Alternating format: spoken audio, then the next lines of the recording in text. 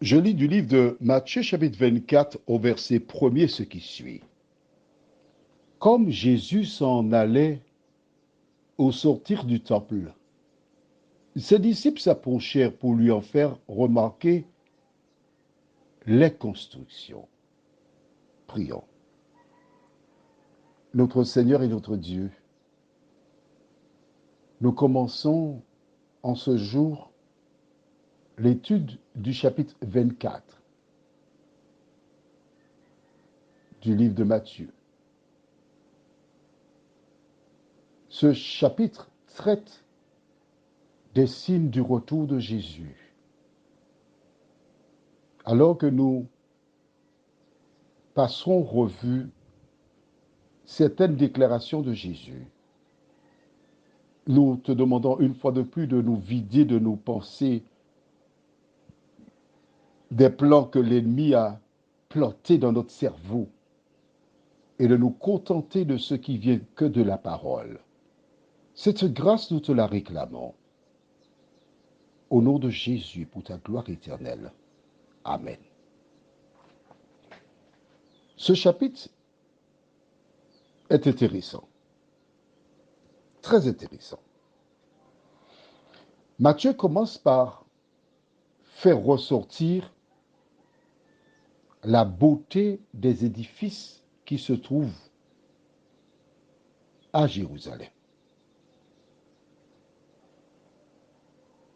Des sites archéologiques.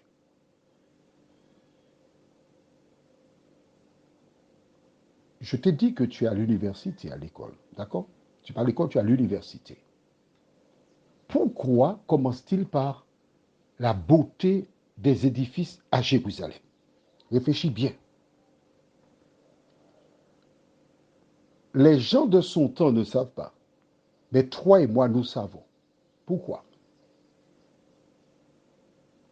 Implicitement, guidé par le Saint-Esprit, je devrais dire, il parle de la beauté des édifices qui seront détruits lors de l'apparition de Jésus-Christ quand il reviendra. Eh oui, mais oui, mais oui. Tu verras au fil des jours que chaque verset a un rapport avec le retour de Jésus. Et quand il reviendra, tout ce qu'il y a sur la terre sera détruit. Nous avons eu déjà un petit échantillon, n'est-ce pas? Lorsque les gens de Sodome qui se révoltaient contre Dieu, qui vivaient en contradiction avec la parole, lorsque le feu descendit, la Bible déclare que le feu a détruit toute la ville de Sodome et Gomorrhe. Il ne reste plus rien.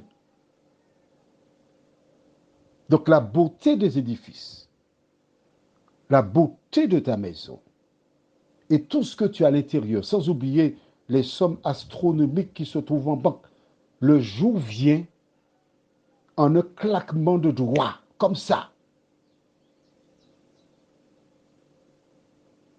Toutes ces choses seront détruites. Le sachant, que dois-tu faire des biens que tu possèdes? Tu as travaillé, c'est vrai. Tu as investi, c'est vrai. Tu as utilisé ton cerveau, c'est vrai. Tout ça, on est d'accord.